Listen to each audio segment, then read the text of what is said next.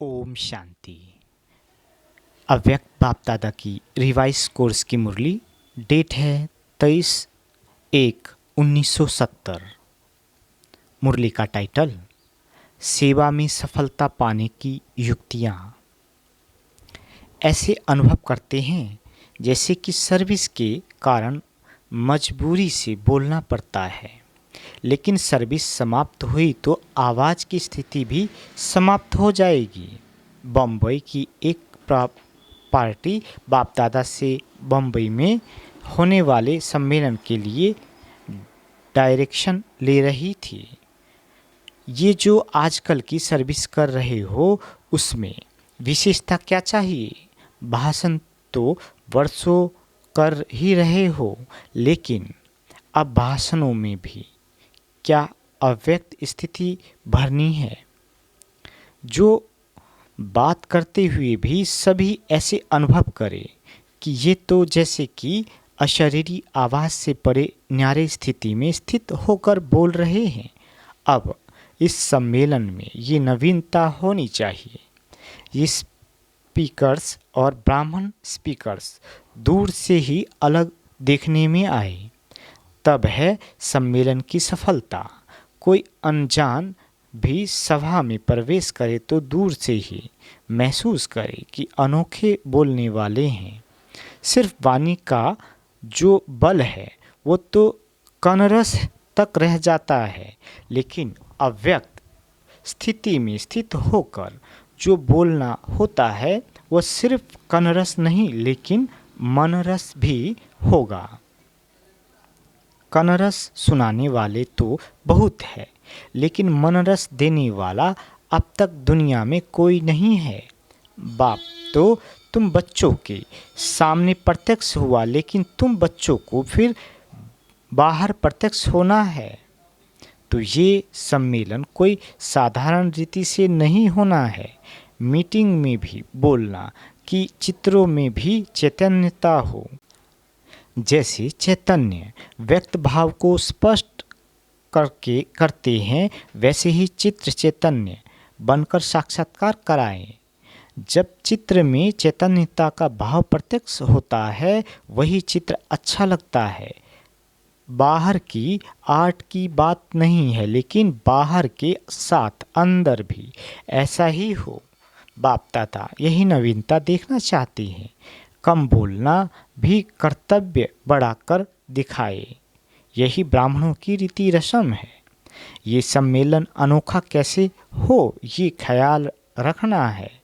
चित्रों में भी अव्यक्ति चैतन्यता हो, जो दूर से ही ऐसे महसूसता आए, नहीं तो इतनी प्रजा कैसे बनेगी? सिर्फ मुख से नहीं लेकिन आंतरिक स्थिति से जो प्रजा बनेगी उसे ही आंतरिक सुख का अनुभव कहा जाता है।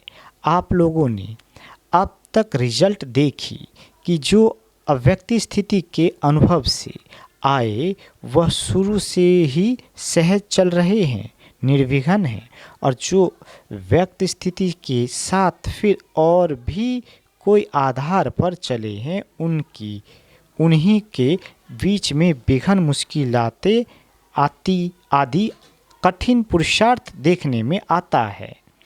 इसलिए अभी ऐसी प्रजा बनानी है जो अव्यक्त शक्ति की फाउंडेशन से बहुत थोड़े समय में और सहज ही अपने लक्ष्य को प्राप्त हो। जितना सुख सहज पुरुषार्थी होंगे अव्यक्त शक्ति में होंगे, उतना ही औरों को भी आप समान बना सकेंगे।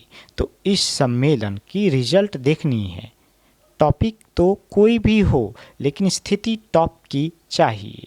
अगर टॉप की स्थिति है तो टॉपिक को कहाँ भी मोड़ सकते हो। अब भाषण पर नहीं लेकिन स्थिति पर सफलता का आधार कहा जाता है, क्योंकि भाषण अर्थात भाषा की प्रवीणता तो दुनिया में बहुत है, लेकिन आत्मा में शक्ति का अनुभव कराने वाले तो तुम ही हो। तो यही अभी नवीनता लानी है। जब भी कोई कार्य करते हो तो पहले वायुमंडल को अव्यक्त बनाना आवश्यक है। जैसे और सजावट का ध्यान रखते हो, वैसे मुख्य सजावट ये है। लेकिन क्या होता है, चलते चलते उस समय अंतर्मुखता अधिक हो जाती है, तो जो लास्ट वायुमंडल होने के कारण रिजल्ट वह नहीं निकलती। आप लोग सोचते बहुत हो, ऐसे करेंगे ये करेंगे, लेकिन लास्ट समय कर्तव्य ज़्यादा देखने बाह्यमुखता में आ जाते हो। वैसे ही सुनने वाले भी उस समय तो बहुत अच्छा कहते हैं, परंतु फिर झट बाह्यमुखता में आ जाते हैं। इसलिए ऐसा ही प्रोग्राम रखना है जो कोई भी आए तो पहले अव्यक्त प्रभाव का अनुभव हो। ये है सम्मेलन की सफलता का साधन। कुछ दिन पहले से ही ये वायुमंडल बनाना पड़े, ऐसे नहीं कि उसी दिन सिर्फ करना है। वायुमंडल को शुद्ध करेंगे तब कुछ नवीनता देखने में आएगी। साकार शरीर में भी अलौकिकता दूर से ही देखने में आती थी ना, तो बच्चों के भी इस व्यक्त शरीर से अलौकिकता देखने में आए। प्रेस कॉन्फ्रेंस की रिजल्ट अगर अच्छी है तो करने में कोई हर्जा नहीं है, लेकिन पहले उन्हों से मिलकर उन्हीं को मददगार बनाना ये तो बहुत ज़रूरी है। समय पर जाकर उन्हों से काम निकालना और समय के पहले उन्हों को मददगार बनाना, इसमें भी फ़र्क पड़ता है। बहुत करके समय पर अटेंशन जाता है। अभी अपनी बुद्धि की लाइन को क्लियर करेंगे तो सभी स्पष्ट होता जाएगा। जैसे आप लोगों का प्रदर्शनी में है ना, स्विच ऑन करने से जवाब मिलता है, वैसे ही पुरुषार्थ की लाइन क्लियर होने से संकल्प का स्विच दबाया और किया, ऐसा अनुभव करते जाएंगे। सिर्फ व्यर्थ संकल्पों की कंट्रोलिंग पावर चाहिए। व्यर्थ संकल्प चलने के कारण जो ओरिजिनल बाप दादा द्वारा प्रेरणा कहें वह शुद्ध रेस्पॉन्स मिलता है, वो मिक्स हो जाता है, क्योंकि व्यर्थ संकल्प अधिक होते हैं। अगर व्यर्थ संकल्पों को कंट्रोल करने की पावर है तो उसमें एक वही रेस्पॉन्स स्पष्ट देखने में आता है। वैसे ही अगर बुद्धि ट्रांसलाइट है तो उसमें हर बात का रेस्पॉन्स स्पष्ट होता जाता है और यथार्थ होता है, मिक्स नहीं। जिनके व्यर्थ संकल्प नहीं चलते वो अपने अव्यक्त स्थिति को ज़्यादा बढ़ा सकते हैं। शुद्ध संकल्प भी चलने चाहिए, लेकिन उनको भी कंट्रोल करने की शक्ति होनी चाहिए। व्यर्थ संकल्पों का तूफान मेजॉरिटी में ज़्यादा है। कोई कभी कार्य शुरू किया जाता है तो सैंपल बहुत अच्छा बनाया जाता है। ये भी सम्मेलन का सैंपल सभी के आगे रखना है। अव्यक्त स्थिति क्या चीज़ होती है इसका अनुभव करना है। आपकी एक्टिविटी में सभी समय की घड़ी को देखें, समय की घड़ी बनकर जा रहे हो। जैसे साकार भी समय की घड़ी बने ना, वैसे शरीर के होते अव्यक्त स्थिति के घंटे बजाने की घड़ी बनना है। ये सर्विस सभी से अच्छी है। व्यक्त में अव्यक्त स्थिति का अनुभव क्या होता है वो सभी को प्रैक्टिकल में पाठ पढ़ाना है। अच्छा, बाप दादा और देवी परिवार सभी के स्नेह के सूत्र में मणका बनकर पिरोना है। स्नेह के सूत्र में पिरोया हुआ मैं मणका हूँ, ये नशा रहना चाहिए। मनकों को कहाँ रखा जाता है? माला में। मनकों को बहुत शुद्ध से रखा जाता है, उठाते भी बहुत शुद्धि पूर्वक है। हम भी ऐसा अमूल्य मणका हैं, ये समझना है। कोई ने सर्विस के लिए राय पूछी। उन्हों की सर्विस वाणी से नहीं होगी, लेकिन जब चरित्र प्रभावशाली होंगे, चेंज देखेंगे, तब वह स्वयं खिंचकर आएंगे। कोई कोई को अपना अहंकार भी होता है ना, तो वाणी से वाणी अहंकार के टक्कर में आ जाती है, लेकिन प्रैक्टिकल लाइफ के टक्कर में नहीं आ सकेंगे। इसलिए ऐसे ऐसे लोगों को समझाने के लिए यही साधन है। वायुमंडल को अव्यक्त बनाओ। जो भी सेवा केंद्र है उन्हों के वायुमंडल को आकर्षणमय बनाना चाहिए, जो उन्हों को अव्यक्त वतन देखने में आए। कोई भी दूर से महसूस करे कि ये इस घर के बीच में कोई चिराग है। चिराग दूर से ही रोशनी देता है, अपनी तरफ आकर्षित करता है। तो चिराग माफिक चमकता हुआ नजर आए, तब है सफलता। अव्यक्त भट्टी में आकर के अव्यक्त स्थिति का अनुभव होता है।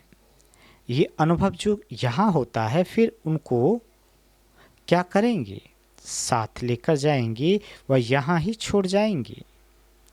उनको ऐसा साथी बनाना जो कोई कितना भी इस अव्यक्त आकर्षण के साथ को छुड़ाने चाहे तो भी नहीं छूटे। लौकिक परिवार को अलौकिक परिवार बनाया है। जरा भी लौकिकपन ना हो। जैसे एक शरीर छोड़ दूसरा लेते हैं तो उस जन्म की कोई भी बात स्मृति में नहीं रहती है ना। ये भी मरजीवा बने हो ना, तो पिछले जीवन की स्मृति और दृष्टि ऐसे ही खत्म हो जानी चाहिए। लौकिक में अलौकिक भरने से ही अलौकिक सर्विस होती है। अलौकिक सर्विस क्या कर रहे हो? आत्मा का कनेक्शन पावर हाउस के साथ करने की सर्विस करते हो। कोई तार का तार के साथ कनेक्शन करना होता है तो रबर उतारना होता है ना। वैसे ही आपका भी पहला कर्तव्य है कि अपने को आत्मा समझ शरीर के भान से अलग बनना है। यहाँ भी मुख्य सब्जेक्ट कितनी है और कौन सी है? सब्जेक्ट मुख्य है 4: ज्ञान, योग, धारणा और सेवा। इनमें भी मुख्य कौन से हैं? यहाँ से ही शांति का स्टॉक इकट्ठा किया है। आशीर्वाद मालूम है कैसे मिलती है? जितना जितना आत्माभिमानी बनते हैं उतनी आशीर्वाद ना चाहते हुए भी मिलती है।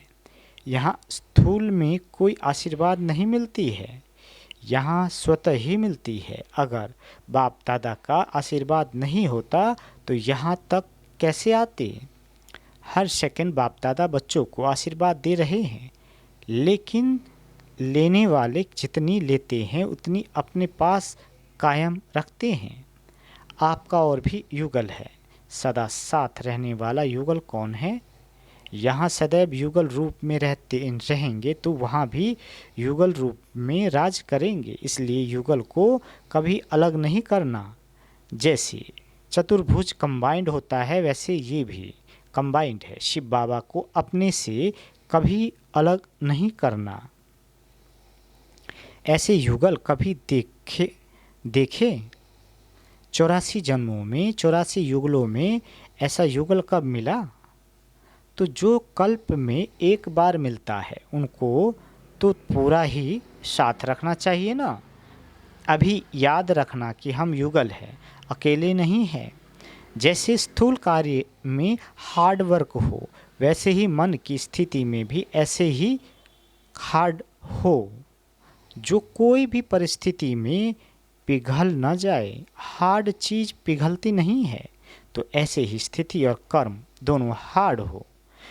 जिसके साथ अति स्नेह होता है उसको साथ रखा जाता है ना। तो सदा ऐसे समझो कि मैं युगल मूर्त हूँ। अगर युगल साथ होगा तो माया आ नहीं सकेगी। युगल मूर्त समझना यही बड़े से बड़ी युक्ति है। कदम कदम पर साथ रहने के कारण साहस रहता है, शक्ति रहती है, फिर माया आएगी नहीं। तुम गॉडली स्टूडेंट हो, डबल स्टूडेंट बन कर के फिर आगे का लक्ष्य क्या रखा है? ऊंच पद किसको समझते हो? लक्ष्मी नारायण बनेंगे? जैसा लक्ष्य रखा जाता है तो लक्ष्य के साथ फिर और क्या धारण करनी पड़ती है? लक्षण अर्थात दैवी गुण।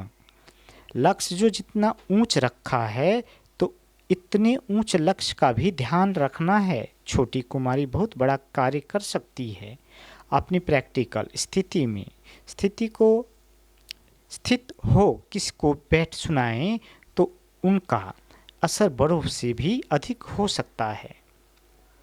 सदैव लक्ष्य यही रखना है कि मुझ छोटे को कर्तव्य बहुत बड़ा करके दिखाना है। देह भल छोटी है लेकिन आत्मा की शक्ति बड़ी है। जो जास्ती पुरुषार्थ करने की इच्छा रखते हैं उनको मदद भी मिलती है। सिर्फ अपनी इच्छा को दृढ़ रखना तो मदद भी दृढ़ मिलेगी। कितनी भी कोई हिलाए लेकिन ये संकल्प पक्का रखना। संकल्प पक्का होगा तो फिर सृष्टि भी ऐसी बनेगी। भल जिस्मानी सर्विस भी करते रहो। जिस्मानी सर्विस भी एक साधन है, इसी साधन से सर्विस कर सकते हो। ऐसे ही समझो कि इस सर्विस के संबंध में जो भी आत्माएं आती है उनको संदेश देने का ये साधन है। सर्विस में तो कई आत्माएं कनेक्शन में आती है। जैसे यहाँ जो आए उन्हीं को भी सर्विस के लिए संबंधियों के पास भेजा ना। ऐसे ही समझो कि सर्विस के लिए ये स्थूल सर्विस कर रहे हैं तो फिर मन भी उसमें लगेगा और कमाई भी होगी। लौकिक को भी अलौकिक समझ करो, फिर कोई और वातावरण में नहीं आएंगे। जैसे जैसे अव्यक्त स्थिति होती जाएगी वैसे बोलना भी कम होता जाएगा। कम बोलने से ज़्यादा लाभ होगा। फिर इस योग की शक्ति से सर्विस करेंगे। योग बल और ज्ञान बल दोनों इकट्ठा होता है। अभी ज्ञान बल से सर्विस हो रही है, योग बल गुप्त है। लेकिन जितना योग बल और ज्ञान बल दोनों समानता में लाएंगे उतनी उतनी सफलता होगी। सारे दिन में चेक करो कि योग बल कितना रहा, ज्ञान बल कितना रहा। फिर मालूम पड़ जाएगा कि अंतर कितना है। सर्विस में बिजी हो जाएंगे तो फिर विघ्न आदि भी टल जाएंगे। दृढ़ निश्चय के आगे कोई रुकावट नहीं आ सकती। ठीक चल रहे हैं। अथक और एक रस दोनों ही गुण हैं। सदैव फॉलो फादर करना है। जैसे साकार रूप में भी अथक और एक रस एग्जाम्पल बनकर दिखाया वैसे ही औरों के प्रति एग्जाम्पल बनना है। यही सर्विस है। समय भल न भी मिले सर्विस का लेकिन चरित्र भी सर्विस दिखला सकता है। चरित्र से भी सर्विस होती है, सिर्फ वाणी से नहीं होती। आपकी चरित्र उस विचित्र बाप की याद दिलाए, ये तो सहज सर्विस है ना। जैसे कई लोग अपने गुरु का व स्त्री अपने पति का फोटो लॉकेट में लगा देती है ना, ये एक स्नेह की निशानी है। तो तुम्हारा ये मस्तक जो है ये भी उस विचित्र का चरित्र दिखलाए, ये नैन उस विचित्र का चित्र दिखाए। ऐसा अविनाशी लॉकेट पहन लेना है। अपनी स्मृति भी रहेगी और सर्विस भी होगी। मधुबन में आकर मुख्य कर्तव्य क्या किया। जैसे कोई खान पर जाते हैं तो खान के पास जाकर क्या किया जाता है। खान से जितना ले सकते हैं उतना लिया जाता है, सिर्फ थोड़ा सा नहीं। वैसे ही मधुबन है सर्व प्राप्तियों की खान। तो आप खान पर आए हो ना, बाकी सेवा केंद्र है इस खान की ब्रांचेस। खान पर जाने से ख्याल रखा जाता है जितना ले सके। तो यहाँ भी जितना ले सको ले सकते हो। यहाँ भी यहाँ की एक एक वस्तु एक एक ब्राह्मण आत्मा बहुत कुछ शिक्षा और शक्ति देने वाली है। बाप दादा यही जांचते हैं कि जो भी आते हैं वो थोड़ा बहुत नहीं लेकिन सभी कुछ लेवे। बाप दादा का बच्चों में स्नेह है तो एक एक को संपन्न बनाने चाहते हैं। जितना यहाँ लेने में संपन्न बनेंगे उतना भी भविष्य में राज्य पाने के संपन्न होंगे। इसलिए एक सेकंड भी न अमूल्य दिनों को ऐसे नहीं गंवाना। एक एक सेकंड में पद्मों की कमाई कर सकते हो। पद्म सौभाग्यशाली तो हो जो इस भूमि पर पहुंच गए हो, लेकिन इस पद्म भाग्य को सदा कायम रखने के लिए पुरुषार्थ सदैव संपूर्णता का रखना। जैसा बीज होता है वैसा फल निकलता है। तो आप लोग जैसे बीज हो, नींव जितनी खुद मजबूत होगी उतना ही इमारत भी पक्की होगी। इसलिए सदैव समझना चाहिए कि हम नींव है, हमारे ऊपर सारी बिल्डिंग का आधार है। याद का रिस्पॉन्स मिलता है। बाप दादा तो अब सभी के साथ है ही, क्योंकि साकार में तो एक स्थान पर साथ रह सकते थे, अभी तो सर्व के साथ रह सकते हैं। सदैव ये ध्यान रखो कि एक मत से एक रिजल्ट होगी। इस गुण को परिवर्तन में लाना, कैसी भी परिस्थिति आए लेकिन अपने को मजबूत रखना है, औरों को अपने गुणों का दान देना है। जैसे दान करने से रिजल्ट में भविष्य में मिलता है ना, इस गुण का दान करने से ही बड़ी प्रारब्ध मिलती है। जो एक मत होते हैं वही एक को प्यारे लगते हैं। बाप दादा दो होते एक है ना, वैसे भल कितने भी हो लेकिन एक मत होकर चलना। बाप के घर में आकर विशेष खजाना लिया। बाप के घर में विशेषताएं भरी हुई है ना। अपने घर में असली स्वरूप में स्थित होने आए हो। अपना असली स्वरूप और असली स्थिति क्या है वह याद आती है। आत्मा की असली स्थिति क्या है? जैसे पहले आत्मा परम धाम की निवासी सर्व गुणों का स्वरूप है, वैसे ही यहाँ भी अपनी स्थिति का अनुभव करने के लिए आए हो। मधुबन में आए हो उस स्थिति का टेस्ट करने के बाद उनको सदा के लिए अपनाना है। इसका नाम ही है मधुबन। मधु अर्थात मधुरता, यानी स्नेह और शक्ति दोनों ही वरदान पूर्ण रूप से प्राप्त करना। यहाँ मधुबन में दोनों चीज़ वरदान रूप में मिलती है। फिर बाहर में जाएंगे तो इन दोनों चीज़ के लिए अपना पुरुषार्थ करना पड़ेगा। इसलिए यहाँ वरदान रूप में प्राप्त जो हो रहा है उनको ऐसा प्राप्त करना जो अविनाशी रहे। जब वरदान रूप में प्राप्त हो सकते हैं तो पुरुषार्थ करके क्यों लेवें? गुरु वरदान देता है तो क्या करना होता है? अपने को उसके अर्पण करना पड़ता है, तब वरदान प्राप्त होता है। तो यहाँ भी जितना अपने को अर्पण करेंगे उतना वरदान प्राप्त होगा। वरदान तो सभी को मिलता है, लेकिन जो ज़्यादा अपने को अर्पण करता है उतना ही वरदान का पात्र बनता है। वरदान से ऐसी झोली भर लो जो भरी हुई झोली कभी खाली ना हो। जितना जो भरना चाहे वो भर सकते हैं। ऐसा ही ध्यान रखकर इन थोड़े दिनों में अथक लाभ उठाना है। एक एक सेकंड सफल करने के ये दिन हैं। अभी का एक सेकंड बहुत फायदे और बहुत नुकसान का भी है। एक सेकंड में जैसे कई वर्षों की कमाई गवा भी देते हैं ना, तो यहाँ का एक सेकंड इतना बड़ा है। त्याग से ही भाग्य बनता है, लेकिन त्याग करने के बाद मनसा में भी संकल्प उत्पन्न नहीं होना चाहिए। जब कोई बलि चढ़ता है तो उसमें अगर जरा भी चिल्लाया व आँखों से बूंद निकली तो उनको देवी के आगे स्वीकार नहीं कराएंगे। झटकू सुना है ना? एक धक से कोई चीज़ को ख़त्म करने और बार बार काटने में फ़र्क रहता है ना। झटकू अर्थात एक धक से ख़त्म।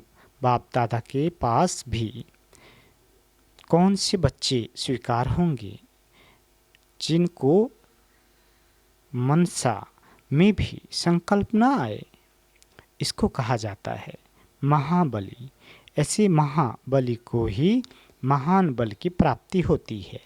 सर्वशक्तिमान के बच्चे हो और फिर शक्ति नहीं, बाप की पूरे जायदाद का हकदार बनना है न। सर्वशक्तिमान बाप की सर्व शक्तियों की जायदाद जन्मसिद्ध अधिकार सदैव अपने सामने रखो। सर्वशक्तिमान के आगे कमजोरी ठहर नहीं सकती। आज से कमजोरी खत्म। सिर्फ एक शक्ति नहीं, पांडव भी शक्ति रूप है। एक दीप से अनेक जगते हैं। डबल सर्जरी करते हो और ही अच्छा चांस मिलता है 2 मार्ग बनाने का, शरीर का भी और मन का भी।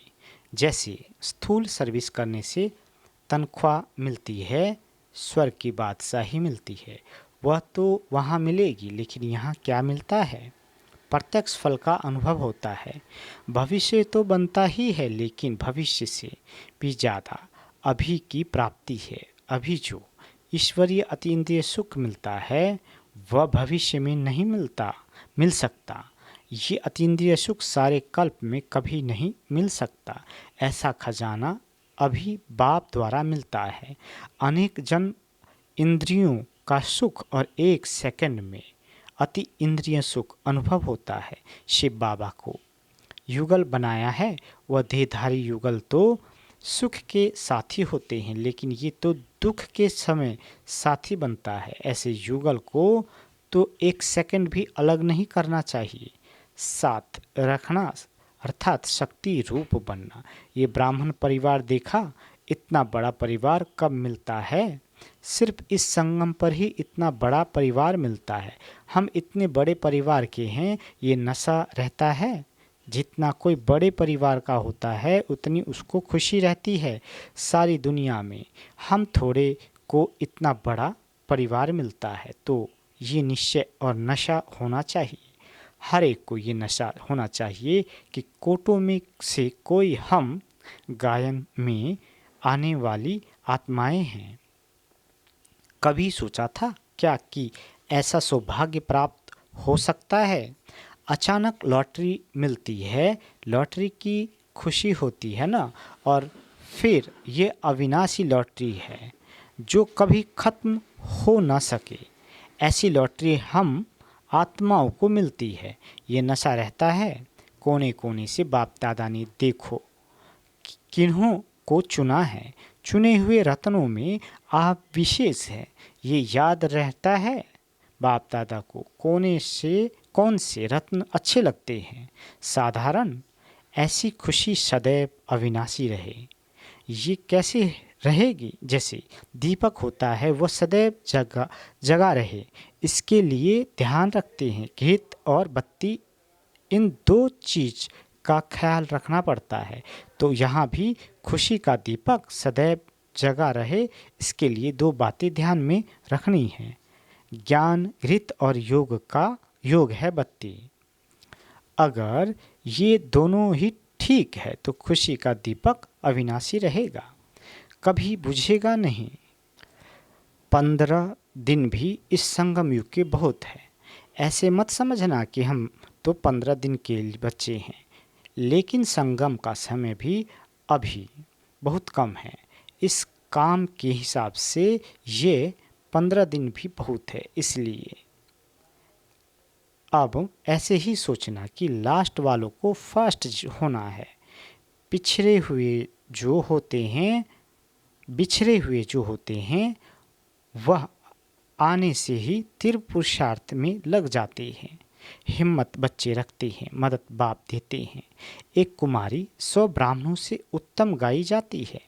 एक में 100 की शक्ति भरेंगे तो क्या नहीं कर सकते? सिर्फ अपने पाँव को पक्का मजबूत बनाओ। कितना भी कोई हिलाए तो हिलना नहीं है। अचल घर भी तुम्हारा यादगार है ना। अचल अर्थात जिसको कोई हिला ना सके। 3 मास में 3 वर्षा लिए हैं। बाप दादा 3 वर्षा कौन सा देते हैं? सुख शांति और शक्ति। जितना अधिकार लेंगे उतना वहाँ राज्य के अधिकारी बनेंगे। संपूर्ण अधिकार पाने का लक्ष्य रखना है, क्योंकि बाप भी संपूर्ण है ना। युगल रहते हुए अकेले रहते हो या युगल रूप में रहते हो? अकेला रूप कौन सा है? आत्मा अकेली है ना। आते भी अकेले हैं, जाते भी अकेले हैं। तो युगल रूप में पाठ बजाते भी आत्मिक स्थिति में रहना अर्थात अकेले बनना है। और फिर रूहानी युगल बनना है तो बाप और बच्चे, वह तो हुआ देह का युगल। आत्मा और परमात्मा ये भी युगल है। आत्मा सजनी सीता कहते हैं ना, परमात्मा है साजन राम। तो रूहानी युगल मूर्त बनना है बस। देह के युगल रूप नहीं, देहधारी का युगल रूप खत्म हुआ। अनेक जन्म देहधारियों का युगल रूप देखा, अब आत्मा और परमात्मा का युगल रूप बनना है। ऐसी स्थिति में रहते हो इस अनोखे युगल रूप के सामने। वह युगल तो कुछ नहीं, तो देह की भावना खत्म हो जाएगी। सभी से प्रिय चीज़ क्या है? प्रिय चीज़ अच्छी लगती है ना, तो उस प्रिय वस्तु को छोड़ दूसरे को प्रिय कैसे बना सकते हैं? अकेला भी बन जाना है, फिर युगल भी बनना है। कोई को आने से ही लॉटरी मिल जाती है, कोई को प्रयत्न करने से लॉटरी मिलती। ऐसे उच्च भाग्यशाली अपने को समझते हो? कुमारों के लिए भी सरल मार्ग है, क्योंकि उल्टी सीढ़ी तो जो चढ़े हुए हैं उनको उतरनी पड़ती है। इसलिए कुमार कुमारियों के लिए और ही सहज है। जो बंधन मुक्त होते हैं वह जल्दी दौड़ सकते हैं। तो सभी बातों में निर्बंधन रहना है। कैसी भी परिस्थिति में अपनी स्थिति ऊंची रखनी है। जो उच्च जीवन का लक्ष्य है उनसे दूर नहीं होना है। अच्छा, ओम शांति।